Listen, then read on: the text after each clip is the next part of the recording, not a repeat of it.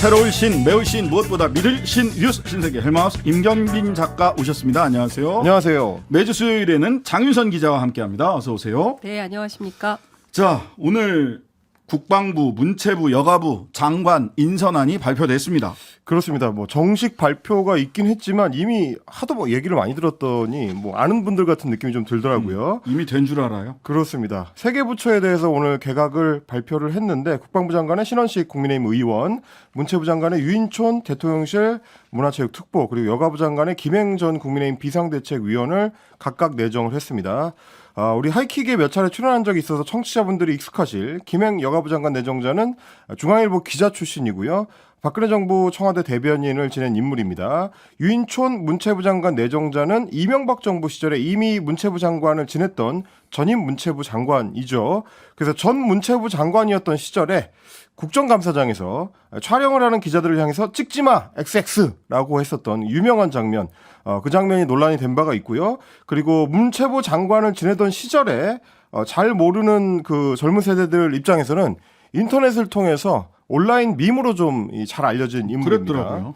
그렇습니다. 이 찍지마 빌런이라는 별칭까지 있는데 전 문체부 장관 재직 시절에는 또 문화체육계 블랙리스트가 그 당시에 작성이 됐기 때문에 이 연관성에 대해서도 의혹 제기가 계속 되어 왔었던 바가 있고, 노무현 정권 시절에 임명됐던 공공기관장들한테 사표를 종용했다라는 논란도 있었습니다. 신원식 내정자 같은 경우는 육군 중장 출신으로 현재 국회 국방위원회의 여당 간사를 맡고 있고요.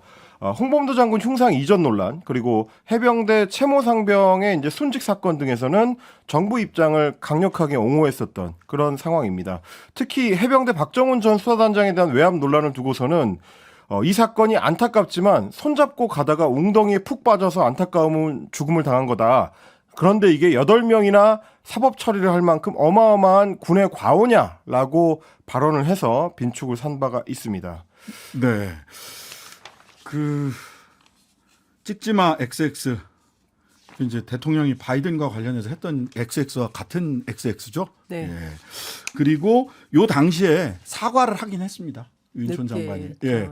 플래시가 터져서 놀래가지고 그런 말을 하게 됐다. 어쨌든 사과한다. 이렇게 뒤늦게 사과를 하기도 했었다라는 생각이 들고요. 어쨌든 그런 뭐, 사실이 있고요. 예, 예. 뭐 중폭 내각이라고 하긴 하는데 강성 내각이다. 예, 강경 내각이다. 이제 이런 언론의 평가가 나오고 있는데, 그러니까 무엇을 위한 인사일까? 그러니까 첫 번째 신원식 장관 후보자와 관련해서는 상당한 논란이 있을 것 같습니다. 그러니까 지금 민주당 내부에서 탄핵을 해야 된다는 입장인데, 어쨌든 지금 이종섭 장관에 대해서 그렇습니다.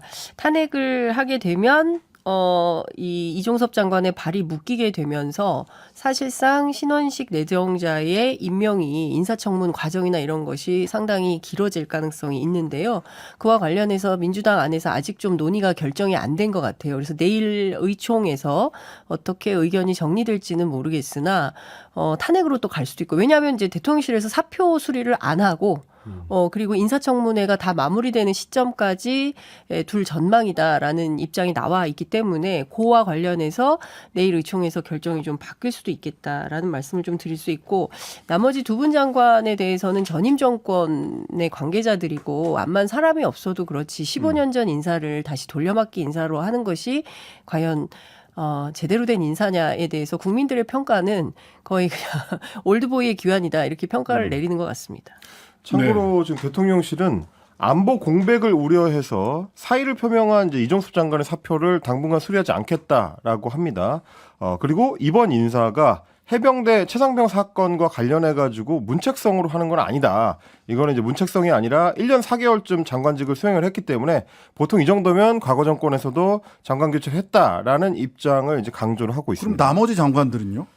그러게요. 다 일기내가 경우에 시달린 분들인데 네. 다 바꿔줘야죠. 힘들게. 그러니까 네. 그리고 이제 바이든 그 날리면 발언 관련해서는 대통령실에서는 그때 이제 윤석열 XX. 대통령이 욕설을 한 것은 아니다라는 입장을 여전히 이제 지키고 있습니다. 하여튼간에 대국민 청력 테스트는 계속되고 있다.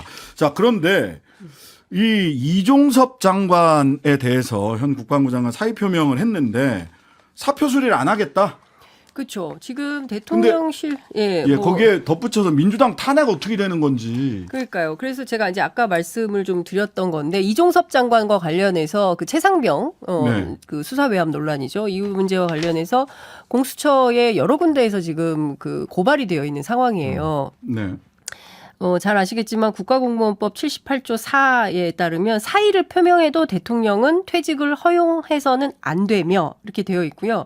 그리고 공무원 징계령 제23조 2에 따라서도 수사기관의 확인 절차를 밟아야 한다. 이렇게 되어 있습니다. 네. 그리고 작년 6월에도 그 김창룡 경찰청장이 사표 냈을 때 윤석열 대통령이 바로 수리하지 않았고 조사 중인 사안을 확인해 봐야 된다 이러면서 반려를 했었어요. 네. 그 때문에 지금 통상의 범위에서 보면 굉장히 이례적으로 빠르게 이 처리를 하려고 한다. 그 이유가 뭐냐? 그것은 최상병과 관련된 수사 외압의 증거를 인멸하기 위한 거 아니냐라고 군인권센터 등이 의심을 하고 있는 것이고요. 관련해서 민주당 내부에서도 제가 취재를 해보니까 원내 지도부하고 당 최고위원들, 당 지도부하고 입장이 좀 갈립니다. 그러니까 네. 당 지도부는 탄핵을 좀 서둘러야 된다. 뭐 아까 이제 동아일보 보도가 나오긴 했는데 오늘 대표가 최고위원회 참석을 안 했어요. 그렇기 때문에 대표가 그런 말을 했다는 것은 사실이 아니라고 제가 지도부 관계자를 통해서 확인을 했고요. 다만 지도부 전체 회의에서 박성중 저 대변인이 이 문제에 대해서 좀 더 적극적으로 어필을 한 걸로 알고 있고 네. 반면 원내 지도부 안에서는 국회 국방위 야당 의원들 중심으로 안보 공백에 대한 우려가 좀 나오고 있고 이 문제와 관련해서 진지한 검토가 필요하다라는 주장을 하고 있어서 앞서 말씀드린 대로 다 종합해서 내일 의총에서 좀 결정이 되지 않을까 싶습니다. 안보 공백 우려라고 하는 말을 대통령실이 한 거는 탄핵하면 안보 공백 우려 없이 야당은 탄핵했다라고 이야기하기 위해서 그렇죠. 안보 공백을 우려해서 사의 표명을 받아들이지 않겠다라고 사실 얘기를 안보 한 거죠. 공백은 합참이 중심이 돼서 하는 겁니다. 전쟁 지휘는. 그리고 이제 뭐 그렇습니다. 이게 말씀- 그 군정과 민정이 이렇게 나뉘어 있어요. 그렇죠. 군정은 합참의장이 하는 거고요. 그 이외에 군수부터 시작해서 이런 거 정책, 국방 정책과 군수 이런 거는 국방부 장관이 하는 게 맞고요. 작전 총괄은 합참의장이 합니다. 그렇습니다. 그래서 안보 공백이 어떤 안보 공백을 의미하는 것인지 그리고 민주당은 역풍 걱정이잖아요. 그렇죠. 말하자면 그러니까 민주당은 이런 거예요. 핵심적인 민주당 내용은- 원내 지도부. 예, 민주당 원내 지도부의 핵심 관계자는 뭐라고 얘기를 했냐면 저한테 예컨대 북한에서 미사일이라도 쏘면, 그러니까 탄핵된 상태에서 미사일이라도 쏘면 그것이 온전히 민주당 책임으로 귀책이 될 텐데 그러면 선거에 상당히 영향이 있을 걸로 예상이 된다. 아마도 11월쯤 국지전이 예상이 되는데 이 상황을 피할 수 있겠냐. 그래서 안보 공백이 생길 수도 있기 때문에 우리는 지금으로서는 그 탄핵 카드가 옳은지 검토가 필요하다라는 의견을 피력하고 있습니다. 내일 의총을 좀 봐야 되겠네요. 네, 의총이 근데 어떻게 될지 중요한데. 민주당 원내지도부에서 11월 국지전설을 직접적으로 아니요. 11월 국지전은 네. 국회 국방위 야당 위원이 얘기를 했어요. 아, 네. 네. 국방위원회에서 원내 어쨌든 지도부는 그 얘기는 한 건 아니고 네. 이게 원내 지도부에서는 그 안보 공백 얘기를 세게 한 거죠. 네. 네. 그 말씀하셨던 부분인데 사실은 이제 공수처에 이미 이제 고발 조치가 이루어진 상태고요. 공수처는 상당히 좀 이례적으로 고발되고 2주 만에 고발인 조사를 이미 마쳤습니다. 그렇기 때문에 어떻게 보면 이제 이종섭 장관을 비롯해서 국방부 관련자들이 사실상 입건되는 수순으로 좀 가고 있는데 지금의 이제 사의 표명을 받아들이는 조치가 옳으냐 그 부분은 계속 좀 논란이 될 것 같습니다. 네네 수사를 위해서 징계를 위해서 사의 표명을 받아들이지 않는 것이라면 그건 뭐 당연한 수순이라고 볼 수 있지만 이것이 야당이 요구하는 것을 대통령이 받아들이지 않는 하나의 인사 원칙이나 본인의 어떤 주관적인 판단 때문이라면 이거는 다른 측면에서 우리가 논의를 해봐야 될 필요가 있을 것 같고요. 야당 원내 지도부의 역풍 우려 그리고 탄핵을 즉시 시작해야 된다라고 하는 최고위원회 내부에서의 논의 이것이 내일 어떻게 정리되는지 지켜보도록 하겠습니다. 이재명 대표 단식 14일째인데 단식 장소를 이동했어요. 그렇습니다. 지금까지는 이제 국회 그 본관 앞에 이제 천막에서 계속 단식을 하고 있었는데 건강이 워낙에 지금 안 좋아진 상태여가지고 일단은 천막을 떠나서 당대표실로 옮겨서 단식을 이어가겠다라고 지금 밝힌 상황입니다. 그리고 이제 어제 검찰 조사 관련해가지고 오늘 이제 민주당에서는 이 검찰의 이제 주요 그 간부에 대해서 구두 고발을 어저께 했다. 그리고 조만간 고발장을 정식으로 접수해서 법적 대응에 착수하겠다라고 밝혔는데 이게 왜 그러냐면 2차 검찰 소환 조사를 받을 때 조서에 뭐 서명을 날인을 했느니 안 했느니 이런 게 거의 실시간으로 언론에 노출이 된 상태고 이제 그 부분에 대해서도 또 지적을 하고 있고요. 또 한 가지는 이화영 전 부지사와 관련해 가지고 이화영 전 부지사가 북한에 쌀 10만 톤을 지원하겠다고 의사타진을 했다라고 하는 검찰 주장에 대해서 이재명 대표가 황당하다라고 답을 했는데 이게 이제 1차 조사 때 일입니다. 근데 이걸 두고 이 부지사 그러니까 이화영 전 부지사가 황당한 짓을 했다. 이게 내 책임이 아니다라는 뜻으로 조서에 적힌 거를 지적을 했습니다. 이재명 대표 측에서 그런 일이 설마 있었겠느냐. 지금 이런 질문을 받는 상황 자체가 황당하다라는 취지였기 때문에 그래서 1차 조사의 조서에 서명 날인을 안 한 건데 그런 것들을 다 이제 언론에 노출을 시켜서 이재명 대표의 어떤 명예를 훼손하는 이 조치가 이뤄졌다. 그 부분을 좀 법적으로 따져보겠다라는 게 지금 민주당의 입장입니다. 네. 그 첫 번째 법률상 진술조서는요. 피신이라고 피의자 진술조서는 사인을 하거나 말거나 그거는 피의자 본인의 뜻입니다. 근데 마치 이것이 법을 어긴 것처럼 특권을 행사한 것처럼 이야기하는 것은 법률상 국민 모두에게 보장된 권한을 행사한 것에 불과하다라고 좀 법적으로는 좀 말씀드려야 될 것 같고요. 관련해서 오늘 민주당 쪽에서는 또 이재명 대표 쪽에서는 굉장히 정말 황당하다. 왜 이런 게 네. 당시 조선일보, 한국일보 이런 언론에서 실시간으로 이재명 대표가 이화영 지사에게 책임을 떠넘겼다라는 취지의 기사가 실렸었다. 여기에 대해서 굉장히 유감 표명을 했어요. 그렇습니다. 직접 뭐 취재해 보셨다고요? 예. 예. 그 박균택 변호사라고 이분이 그 광주 고검장 출신인데요. 네. 지금 이재명 대표 변호인을 맡아서 활동을 하고 있거든요. 근데 이제 전직 검사잖아요. 검사를 네. 오래 했으니까 고검장까지 했겠죠. 네. 근데 보니까 밥 먹듯이 피의 사실을 공표한다. 이거 네. 너무 심각한 상황이고 옛날 사람인 내가 보기에도 옛날보다 더 옛날식으로 요새 검사들이 하고 있다. 이거는 가만히 보고 있을 수가 없어서 이거 직업윤리하고 너무나 연동되는 문제여서 이거는 이제 소송을 안 할 수가 없는 상황이다. 이제 이런 얘기를 하고 있고요. 이게 도대체 뭐가 황당하다는 거냐? 그래서 이제 그 쌀 10만 톤, 그러니까 북한에 쌀 10만 톤을 보내는 것과 관련해서 이제 조사가 어떻게 이루어진 건지 제가 생생한 검찰 조사 현장 얘기를 들었는데요. 네. 그 박균택 변호사에 따르면 이런 겁니다. 이제 갔더니 그 공문을 하나 보여주더라는 거예요. 근데 그 공문이 뭐냐면 경기도지사의 그 법인 뭡니까 그 도장 관인. 관인 예. 관인이 찍혀 있는 건데 원래 대북 사업과 관련해서는 부지사 전결로 처리하도록 되어 있다는 거예요. 근데 어쨌든 네네. 그 직인이 찍혀 있는데 그 공문을 보여주면서 이거 경기도 쌀 보내기로 한 거 아니냐라고 해서 모른다 그랬더니 이걸 어떻게 모르냐 처음 듣는 얘기다 그랬더니 당신 관인이 찍혀 있는데 어떻게 모른다 그러냐 이제 이렇게 공방을 했던 모양이에요. 네. 그러면서 이재명 지사 측에서 그럼 도대체 이게 10만 톤이라고 하는데 가격이 얼마 정도 되는 거냐라고 물었대요. 그랬더니 네. 검찰 측에서 2천억인데요 이러더래요. 그래서 이재명 대표가 깜짝 놀라가지고 아니 세상에 이게 말이 되냐 황당하게 무슨 2천억 원이나 되는 돈을 그러면 그 쌀을 사서 보낸다는 건데 이게 말이 되는 거냐 황당하다 이렇게 얘기를 했다는 거예요. 네. 그랬더니 검찰 측에서 이거를 뭐라고 썼냐면 이화영 전 부지사가 황당한 짓을 했다고 증언한 걸로 썼다는 거예요. 진술한 네. 걸로 이렇게 썼다는 거예요. 그래서 그게 아니라 이 사실 자체가 이런 일이 있었다는 거 사실 자체가 황당하다라는 취지의 주장이다. 이제 이 얘기를 가지고 이제 얘기를 했는데 그러면 그 공문에 왜냐하면 언론사가 다 뭐라고 보도를 했냐면 이화영 전 경기도 부지사의 친필 편지가 있다 그랬어요. 근데 네. 친필 편지는 들어가서 아예 보지를 못했고, 근데 이제 친필 편지가 나왔다고 얘기를 했는데 그런 건 아예 친필 서신이라는 게 뭐죠라고 박균택 변호사가 북한으로 보낸 그렇죠. 예. 그래서 처음에는 친필 서신이 있고 그 공문은 없다 그랬는데 갔더니 공문은 있고 친필 서신은 없더라라는 게 박균택 변호사의 설명이고요. 네. 그 공문의 내용이 뭐냐 그랬더니 그 대북 사업하는 그 조선 아태위원회인가 그쪽에 보내는 이런 정도의 쌀을 보내는 사업을 추진해도 좋겠느냐. 그러니까 우리가 니네한테 그 쌀을 보내려고 하는데 니네 받을 의향이 있니? 라는 수준의 내용이었다는 거예요. 근데 네. 이걸 가지고 이렇게 얘기를 하냐? 이건 말도 안 된다라는 건데 결국에 핵심은 뭐냐면 마치 이재명 대표가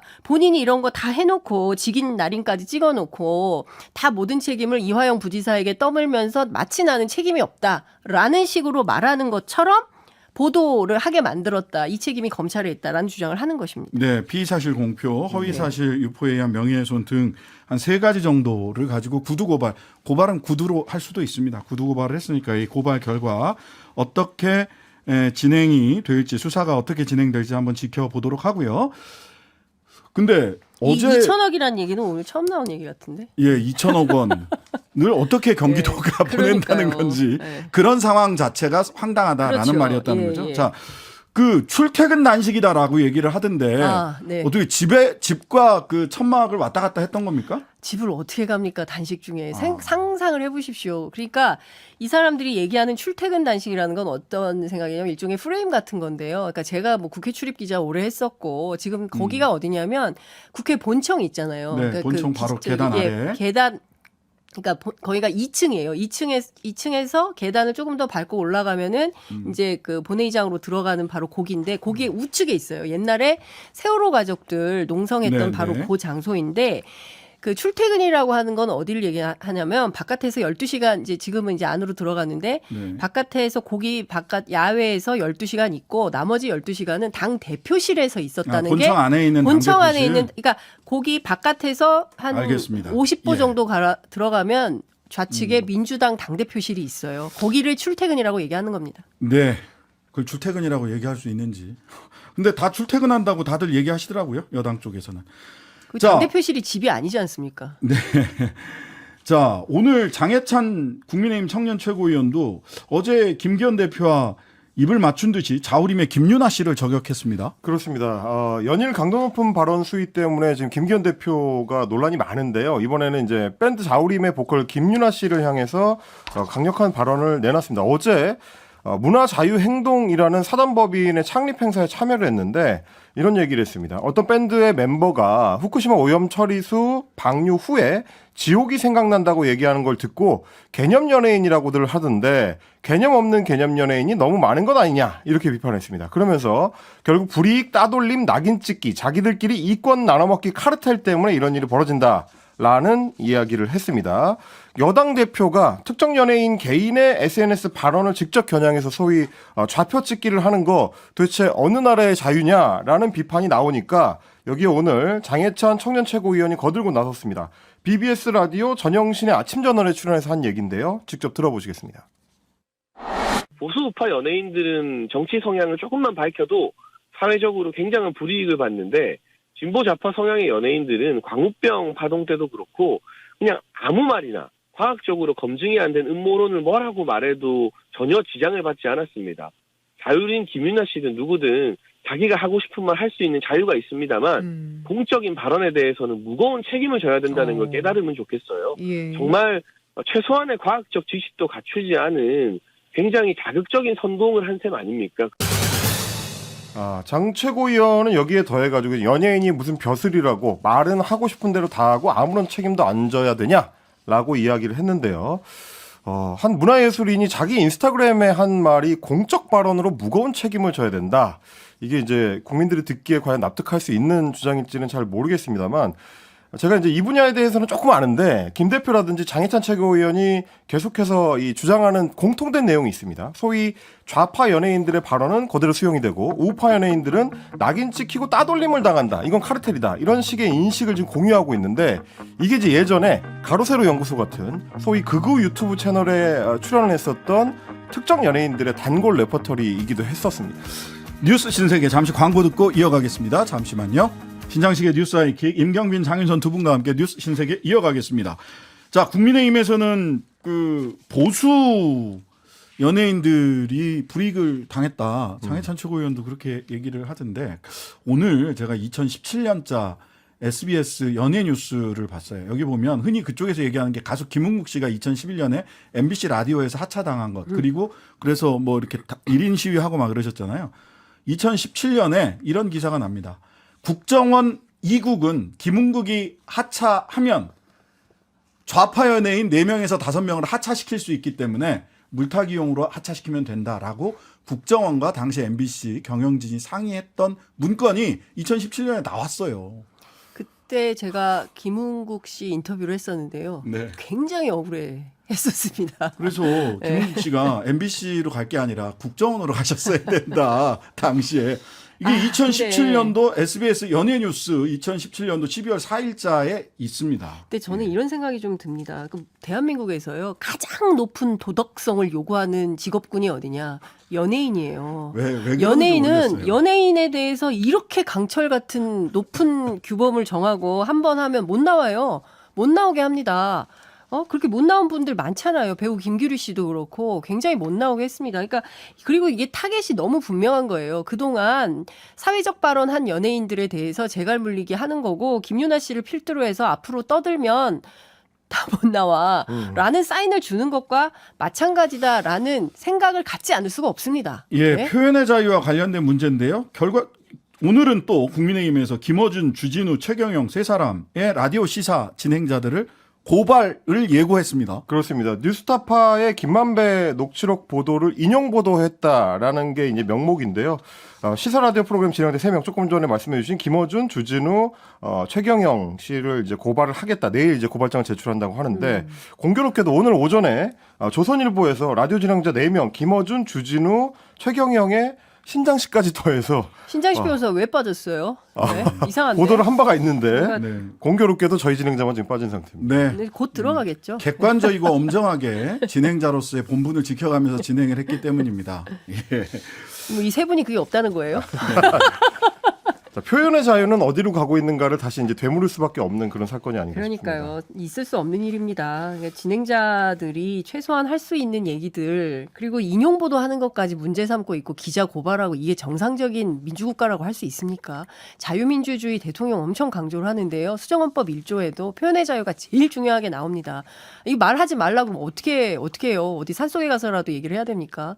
네. 매우 심각합니다. 대나무 숲이 전국 곳곳에 있어야 되나 하는 생각이 들 정도입니다. 그러니까요. 자, 개식용 금지 김건희법 관련된 논란이 여당 내부에서 많이 오늘 있었습니다. 그렇습니다. 개식용 금지 법안에 대해서 김건희법이라고 이제 명명한 사람은 박대출 국민의힘 정책위 의장인데요. 이걸 추진하는 과정에 대해서는 여당 내에서도 찬반 목소리가 좀 뒤섞여서 나오고 있습니다.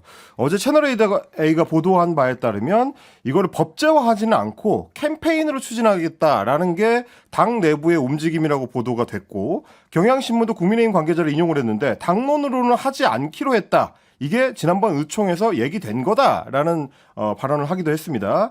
그리고 중앙일보도 국민의힘 관계자를 인용을 했는데 여론조사를 해봤더니 개식용 반대가 높게 6대4로 나오긴 했지만 여의도 연구소에서 여론조사했다고 그러더라고요. 그렇습니다. 이거를 법제화하는 거를 같이 물어봤더니 역시 반대가 6대 찬성 4로 나왔다. 그러니까 법으로까지 만들어서 강제할 건 아니다라는 게 당내에서 조사한 결과였다라는 건데 그럼에도 박대출 의원은 김건희법을 계속 밀어붙이겠다, 추진하겠다라는 입장을 오늘 재확인을 했습니다.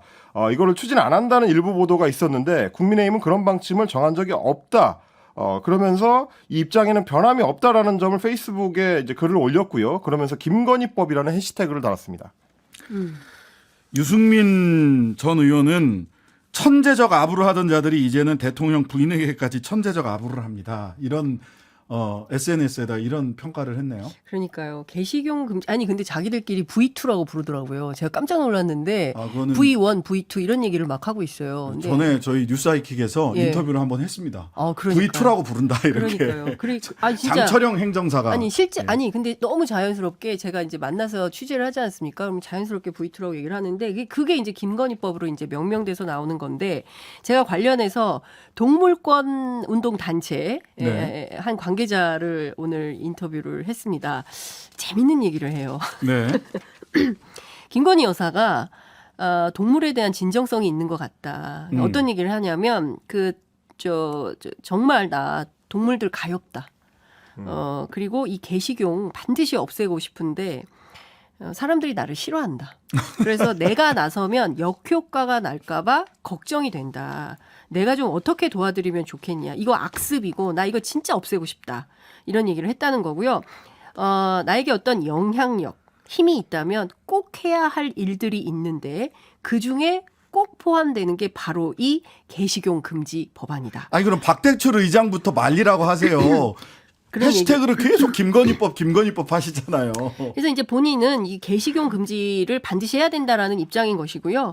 어떻게든 관철을 하겠다라는 뜻이 굉장히 강력해 보였다. 그래서 동물권 동물권 단체들에서는 사실 문재인 정부 때도 이 법을 좀 꼭 좀 통과시켜 달라고 그렇게 얘기를 했는데 그때는 이제 식육견 협회 반대가 너무 거세서 지금도 마찬가지일 거예요. 네. 국민의힘이 이렇게 뒤로 물러선 이유는 아마도 그 반대 때문에 그럴 것 같은데 그래서 밀려서 못한 거다. 근데 이번에 만약에 김건희 여사가 적극적으로 나서서 이렇게 그러면 우리는 너무 좋다. 이제 이런 얘기를 동물권 단체에서 하고 있고요.